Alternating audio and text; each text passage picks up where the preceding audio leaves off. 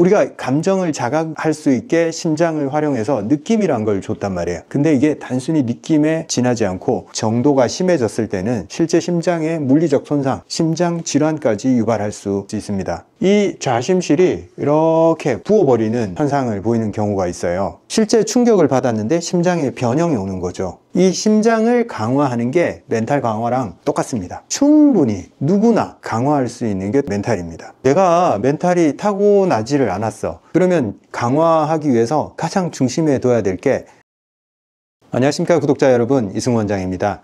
오늘 심장 얘기를 들고 나왔습니다. 심장 가장 중요한 장기이고 우리 몸에서 중심적인 역할을 하는 장기이기 때문에 항상 제가 중요하게 다루는 장기입니다. 심장이 어떻게 작동하는지 일상에서도 많이 느끼고 있죠. 많이 놀랐을 때 심장이 쿵 하고 내려앉는다, 이런 느낌을 받았다. 즐거운 감정, 사랑하는 사람을 만났을 때 감정이 쿵쾅쿵쾅 요동치는 심장을 느낄 수 있었다. 그리고 불안할 때 가슴이 답답하고 꽉 막히는 느낌을 받고 호흡이 깊어지지 않는다. 이런 느낌을 누구나 한 번쯤 느껴보셨을 것입니다. 이건 우리가 느끼는 감정 상황을 우리 몸이 느낄 수 있게 심장을 통해서 몸이 보여주는 상황입니다. 우리가 기쁘다, 슬프다, 분노한다, 불안하다, 이런 감정이란 것이 그냥 머릿속에서 일어나는 단순한 반응이 아니라 몸이 느끼는 반응이어야지만이 사람이 체감을 할 수 있기 때문에 몸은 그 신호를 강하게 만들어내게 설계되어 있습니다. 그런데 재밌게도 우리가 감정을 자각할 수 있게 심장을 활용해서 느낌이란 걸 줬단 말이에요. 근데 이게 단순히 느낌에 지나지 않고 정도가 심해졌을 때는 실제 심장의 물리적 손상, 심장 질환까지 유발할 수 있습니다.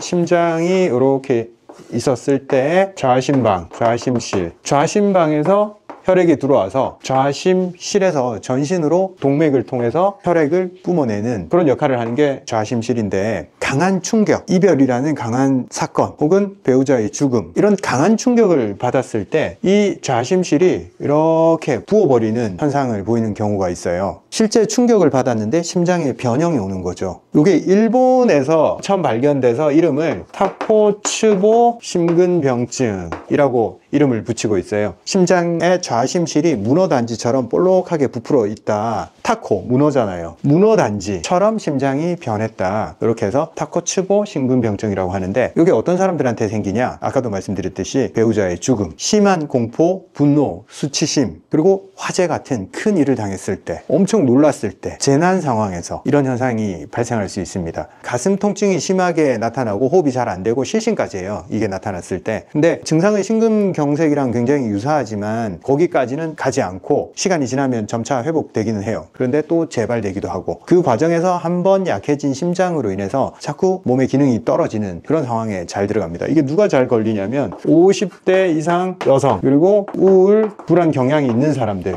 이런 사람들에게 이 증상이 잘 발생을 합니다. 한방적으로 화병의 분류랑 굉장히 비슷하죠. 우울하고 불안하고 분노, 수치심, 그런 감정을 잘 견뎌내지 못하고 심장에 불편감을 느끼고 가슴이 답답함을 느낀다. 이게 화병의 정의거든요. 화병은 실제 심장에 이상이 있나 없나 여기까지 체크하진 않아요. 근데 가슴에 답답함, 심장의 증상이에요. 화병도. 타코츠보 심근병증은 실제 물리적 이상, 심장이 실제 부었더라, 여기까지 확인을 해본 거예요. 심근경색처럼 동맥이 좁아졌거나 막혔거나 이런 현상이 나타나지 않기 때문에 당장 목숨이 위험한 상황으로 넘어가진 않아요. 안정을 취하고 스트레스 상황에서 벗어났을 때 점차 안정화되는 경향을 보이기 때문에 아주 위험하진 않아요. 그런데 이후에 재발도 잘 되고 어떤 상황에 대한 스트레스 대응 능력, 이게 약화된다는 보고가 있어요. 즉 우리가 다 인지하다시피 스트레스 자체가 심장의 물리적 변화까지 유발할 수 있고 심각한 상황까지 떨어뜨려 버릴 수도 있다, 이렇게 말씀드리고 싶은 겁니다. 우리가 스트레스를 이겨내고 심장을 튼튼하게 하기 위해서는 소위 말하는 멘탈이 강해야 됩니다. 이 멘탈이 뭘까? 어떤 사람들은 스트레스 상황에서 난 멘탈이 강해, 이 정도는 나한테 아무것도 아니야 라고 이겨내잖아요. 그런데 어떤 사람은 멘탈이 나갔다, 이런 표현들을 사용을 하잖아요. 즉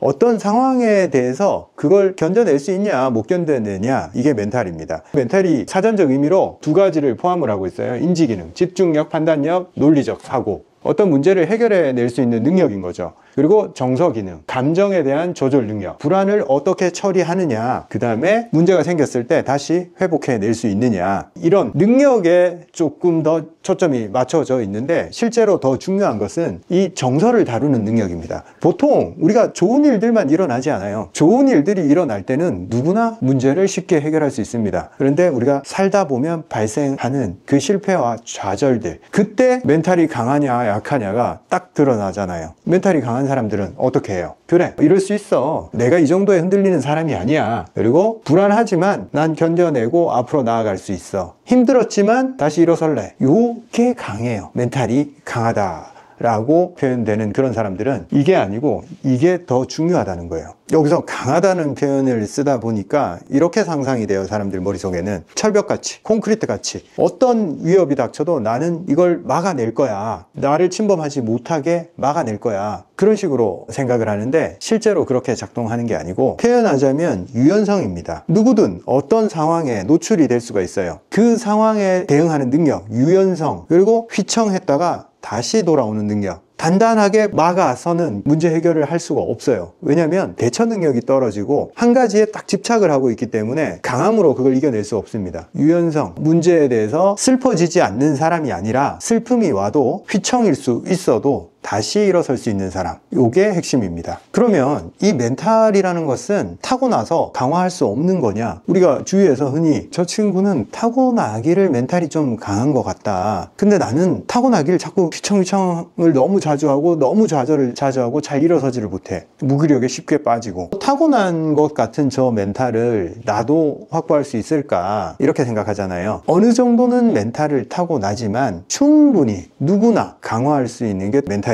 내가 멘탈이 타고나지를 않았어. 그러면 강화하기 위해서 가장 중심에 둬야 될 게 내 멘탈이 반응하는 장기인 심장. 이 심장을 강화하는 게 멘탈 강화랑 똑같습니다. 심장이 어떻게 뛰느냐, 우리가 심박수 변이를 주목할 필요가 있어요. 심장이 약한 사람들은 심박수가 굉장히 큰 진폭으로 오르락내리락 합니다.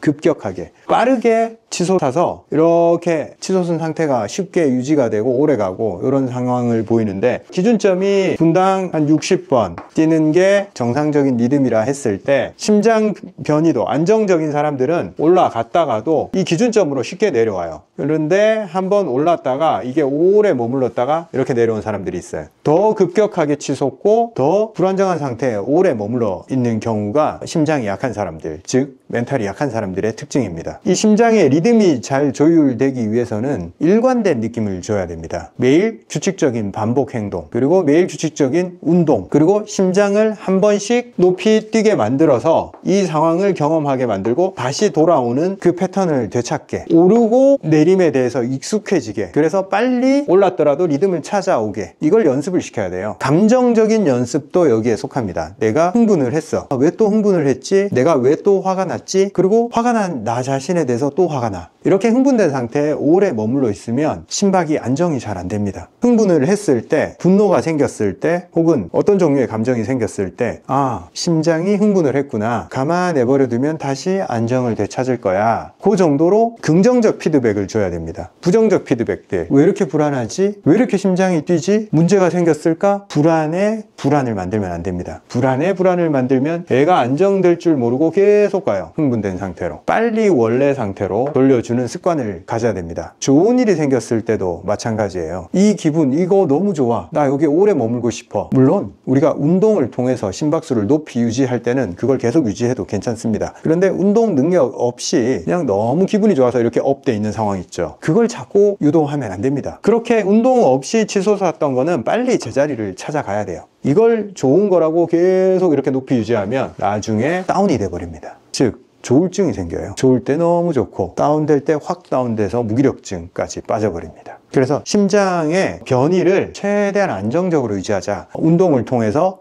반복을 통해서 높은 심박수에 견디게 만드는 것도 리듬을 만드는 것이에요. 그래서 제가 매일 계단 오르기를 해보시라 하는 이유도 이 맥락에 속해 있습니다. 안정된 상황일 때 심장이 어떻게 반응하는지, 그리고 계단을 오를 때 심장이 치솟았다가 다시 어떻게 다운되는지, 심장의 능력이 좋아지면 좋아질수록 이 회복력 자체가 빨라요. 심장의 운동 능력 자체가 회복력, 빠르게 원상태로 돌아오는 그 능력이 빨라집니다. 처음에 안 하던 계단 오르기를 하면 쿵쾅쿵쾅 하는 게 한참을 가요. 얘가 이게 정상인지 뭔지에 대한 기준이 없기 때문에 이 상태를 오래 유지하려고 그래. 그런데 계속 운동을 많이 하는 사람들은 운동한 상태에서 올랐다가 운동이 딱 끝나면 굉장히 빠르게 원상태로 돌아옵니다. 그걸 계속 연습을 해놨기 때문에 감정 상황, 큰 충격을 받는 상황에도 심장이 똑같이 반응을 해요. 확 놀랬다가 빨리 원상으로 돌아가야지 하면서 안정을 되찾고 객관적 시각을 유지를 하고 상황 파악이 빠르게 됩니다. 그런데 이게 연습이 안 돼 있는 사람은 어떻게 돼요? 흥분하죠. 와, 불이 났어. 이거 어떻게 해야 되지? 어떻게 해야 되지만 하고 있는 거예요. 흥분해서 상황을 객관적으로 볼 만한 힘이 없는 거죠. 흥분 상태에서 하는 판단은 대부분 잘못된 판단을 하게 되고 실수를 만들기 마련입니다. 어떤 상황이 발생했든 내 삶에 실패, 시련 발생했더라도 잠깐 흥분할 수는 있어요. 그거는 신체가 그렇게 반응하게 만들어져 있기 때문에. 그런데 그대로 가게 되면 몸도 상하고 마음도 상하고 계속 시달려 버립니다. 빨리 원상으로 돌아와서 그럼 내가 해야 될 일이 뭘까? 거기에 집중하는 게 몸도 정상화시키면서 실제 사건을 해결하는 가장 빠른 방법이 되는 거죠. 그래서 우리가 매일 계단 타기를 하는 것은 어쩌면 보험이에요. 내가 계단 타기를 했을 때 심박수가 올라가는 거랑 집에 불이 났을 때 심박수가 올라가는 거랑 가까운 사람한테 안 좋은 일이 생겼을 때 심박수가 올라가는 거랑 생각보다 크게 다르지가 않아요.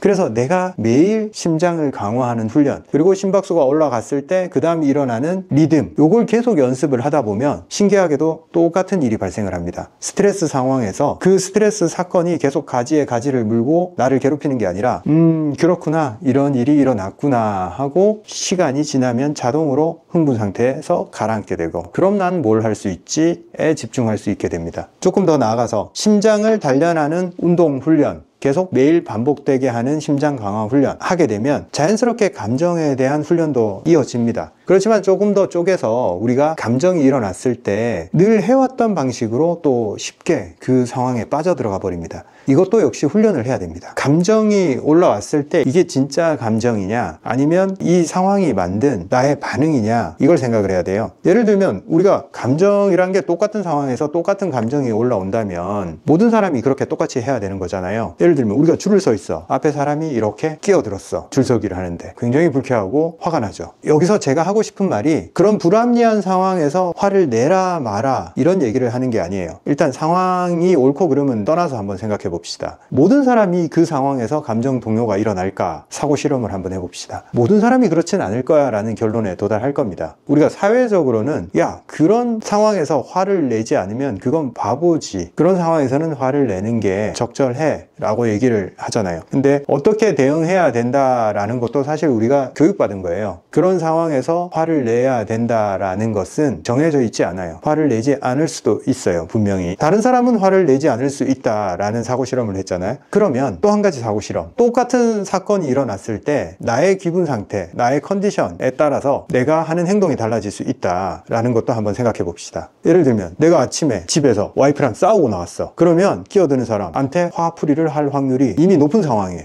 그런데 내 삶이 잘 돌아가고 있고 내가 마음의 여유가 있어서 사람들한테 관대해질 만한 그런 조건에 있어요. 그러면 이렇게 끼어든 사람한테도 관대해질 수 있는 거죠. 무슨 사정이 있을 거야 라고 한 번 더 생각해 볼 여유가 있는 거죠. 그래서 어떤 상황에서 즉각적으로 올라오는 내 감정 상황이 꼭 필연적인 감정은 아니고 오히려 현재 내 신체 상황을 더 반영할 수도 있다라는 여지를 하나를 열어놓고 대응을 하는 것이 좋습니다. 왜 이렇게 해야 되냐? 내가 살기 위해서 그러는 거예요. 말씀드렸잖아요. 심장이 감정에 반응하는 장기이고 내가 강하게 반응하면 반응할수록 심장은 타격을 받습니다. 그래서 이런 상황에서 내가 관대해지는 게 나를 살리는 길이에요. 저 사람을 위해서 관대해지는 게 아니고 나의 삶을 흐트러뜨리지 않기 위해서 반응하지 않아도 되는 데서는 반응하지 않아도 괜찮다라는 연습을 하는 거예요. 그럼에도 불구하고 우리가 멘탈이 무너지는 상황들이 삶에서는 무수히 발생합니다. 그럴 때 우리는 하나의 회복 장치들을 삶에 마련해 둬야 됩니다. 그냥 흘러가는 대로 내버려두고 했을 때 그 결과가 좋은 쪽으로 흘러갈 리는 별로 없습니다. 그래서 문제가 발생했을 때 미리 그걸 복구하는 연습을 해둬야 됩니다. 삶에서 자잘하게 발생하는 일들, 테스트를 할 수 있는 것은 내 삶에서 무기력이 일어날 때 테스트를 하면 좋습니다. 아무것도 하기 싫고 의욕이 생기지 않을 때, 그럴 때 에너지가 다운이 되어 있고 심리적으로 약해져 있고 심장의 펌핑 능력이 약해져 있을 때 그렇습니다. 이럴 때 내가 그냥 그대로 내맡길 거냐, 그 방향에, 그럴 때 한 번 더 내 삶의 질서를 불러올 것이냐, 그때 잘 선택을 해야 돼요. 그럴 때 어떤 장치를 사용할지 미리미리 고안을 해두고 실험을 해보는 게 좋습니다. 이게 삶에 대한 연습이에요. 더 큰일에 대한 보험이고, 큰일이 생길까봐 불안한 마음에, 두려움에 보험을 이만큼 들어놓은 분들이 계실 거예요. 실제 삶에서 그 보험보다 더 강하게 작용하는 게 평상시에 일에 대한, 사건에 대한 대응 능력, 이게 훨씬 더 현실적으로 잘 작동을 합니다. 많은 사람들이 이미 방법들을 고안해서 사용을 하고 있을 거예요. 무기력하게 늘어져 있느니 음악을 듣고, 내가 좋아하는 유튜브 강의를 듣는다거나 오디오북을 듣는다거나.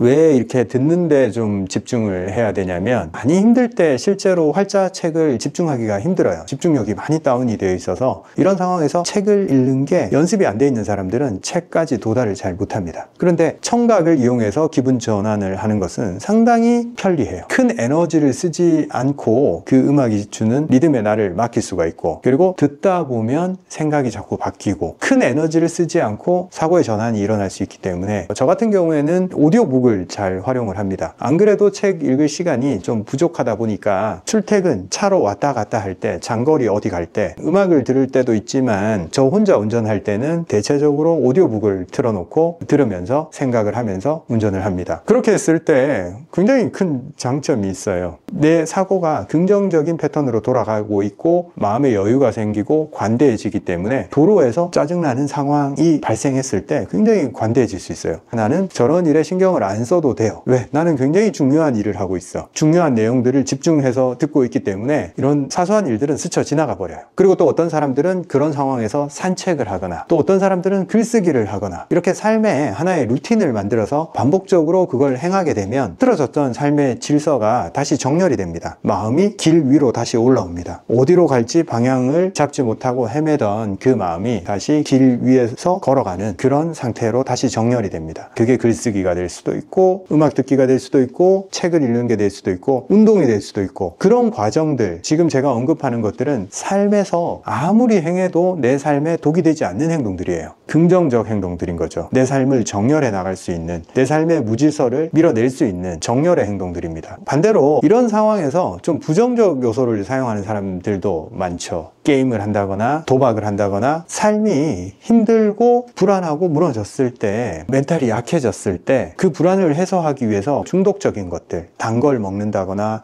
카페인을 먹는다거나 게임을 한다거나 도박을 한다거나 표피적인 만족감을 줘요. 그걸 하는 동안 현실을 잊을 수가 있어요. 그래서 그걸 반복적으로 사용을 합니다. 중독적 요소, 담배 같은 것도 마찬가지고, 담배를 피우면 뭔가 근심이 날아가는 것 같아. 술을 먹으면 뭔가 현실을 잊어버릴 수 있는 것 같아. 멘탈을 다시 잡고 삶을 정렬하는 데 있어서 이런 부정적 요소가 개입되면 끝은 정해져 있습니다. 중독입니다. 계속 이런 행위를 하면서 삶을 갉아먹게 되어 있습니다. 그리고 이렇게 멘탈이 흔들릴 때 최종적으로 내가 가진 정체성에 기대서 그걸 버텨야 됩니다. 나는 흔들려도 다시 일어서는 사람이야. 나한테 흔들리면 아주 재밌는 물결 정도에 불과해. 나는 거기서 서핑을 할 거야. 그 물결을 타고 놀 거야. 이렇게 자기 자신을 정의를 강하게 내려놓는다면 그런 상황에서 쉽게 흔들리지가 않아요. 그런 상황을 다르게 해석할 수 있는 강한 정체성이 만들어져 있기 때문에 그런 실패와 좌절을 내 심장에 타격까지 연결시키지 않고 스무스한 리듬으로 그냥 풀어냅니다. 아, 삶에서 일어나는 일들이지. 이럴 수도 있구나. 그렇지. 그럼 이걸 극복하는 재미를 한번 느껴볼까? 완전히 정체성을 바꾸면 그것 자체조차도 나한테 어떠한 타격을 줄 수 없고 오히려 좋은 요소로 전환을 시킬 수가 있다는 거죠. 자, 오늘의 드릴입니다. 오늘 하루 여러분들이 한번 열심히 반복해서 노력해 볼 만한 하나의 주제입니다. 하루 동안 절대 자기 비하에 말을 하지 않기. 문득문득 올라올 거예요. 그러면 깨닫기만 하면 돼요. 일단 자기 비하를 하고 있는 자기 자신을 발견을 했을 때도 비하하지 않으면 돼요. 대부분 비하에 비하를 합니다. 나 또 이러고 있구나 하면서 말씀드렸죠. 그런 자기 비하가 올라올 때 내가 이런 행동을 이렇게 자주 하고 있었구나, 여기까지 하시면 됩니다. 눈치만 채시면 돼요. 거기서 뭘 어떻게 해야 된다, 여기까지 안 하셔도 돼요. 최대한 자기한테 칭찬하고 스스로한테 삶의 의지를 북돋을 수 있는 그런 말들을 해주자고요. 자기 비하 없이 하루 버티기, 이게 오늘의 드릴입니다. 감사합니다. 소초보감 단위 드디어 4가지가 다 출시가 되었습니다. 이렇게 기국단, 삼획단, 단홍단, 삼백단 4가지를 다 출시했고, 아시다시피 환에서 업그레이드가 된 제품입니다. 어제 환자 한 분이 이렇게 말씀을 하시더라고요. 기존 환도 아이들이 먹기가 괜찮아서 잘 먹고 있다. 환 잘 먹고 있는데 기존 환 단종시키는 것 아니냐, 이렇게 걱정하시는 분이 있더라고요. 걱정하지 않으셔도 됩니다. 기존 환도 그대로 계속 생산 중이고, 단도 앞으로 계속 생산해 나갈 예정입니다. 단은 이렇게 박스로 되어 있는데 안에 열게 되면 이렇게 사탕봉지처럼 개별 포장이 다 되어 있습니다. 봉지를 까서 이렇게 열어보시면 단, 약재로 이렇게 뭉쳐 있는데 겉에 이렇게 하얀 노란 가루가 붙어 있을 거예요. 이게 저희가 특별히 촉촉함을 오래 유지하기 위해서 약재를 곱게 분쇄를 해서 단을 뭉쳐서 만든 다음에 거기다가 미세한 가루, 약재 가루, 저희가 제품을 생산할 때 다른 부형제나 생산의 편의성을 위해서 첨가하는 그런 약품 종류를 전혀 사용하지 않아요. 그래서 원래 약재 가지고만 다 만들고 있어요. 약재로 촉촉하게 단을 뭉치면 이게 들러붙기도 하고 안에 있는 수분이 점점 빠져나가서 건조해지는 경향이 있어요. 그래서 그걸 막기 위해서 약재 가루로 표면을 한 번 더 코팅을 해줘요. 이게 저희 소초보감의 생산 노하우입니다. 이렇게 코팅이 되어 있기 때문에 봉지에 들러붙지도 않고 원료의 식감 그리고 원료의 성분이 오래 잘 보존될 수 있습니다. 그리고 손으로 이렇게 눌러서 찌부러질 정도로 몰랑한 감을 가지고 있어요. 이렇게 납작하게 만든 다음에 입천장에 혀로 이렇게 붙여요. 그리고 살살 혀로 빨아먹으면 긴 시간 동안 소화액과 섞이면서 성분을 잘 흡수할 수 있게 됩니다.